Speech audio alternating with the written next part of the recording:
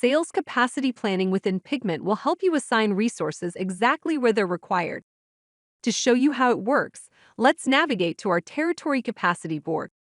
What we're doing essentially is that we're looking at our financial targets and objectives, and then forecasting the attainment potential of our current sales team. If there are any gaps between our carrying capacity and those financial targets, then we want to be able to plan accordingly to close that gap. So in this case, as we look at the projections here, we are also looking at the current plan headcount. If we observe the KPI cards at the top, you'll notice that we're still falling short of those targets.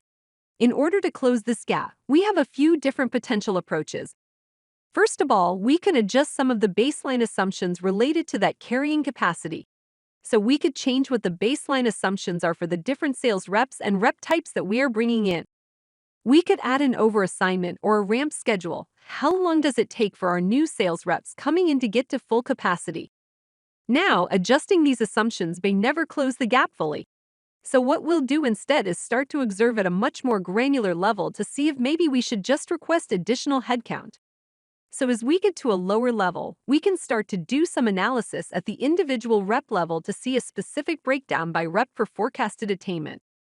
But again, as I scroll to the very bottom, there's still a gap to fill.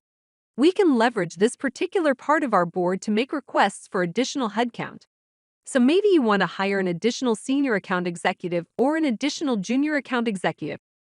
You can see here in real time as I'm making these inputs and building out this part of our plan, our new carrying capacity is forecast in real time.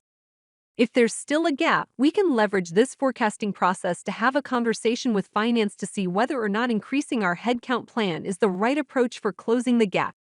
Pigment really makes the cross-functional collaboration part of the process far easier.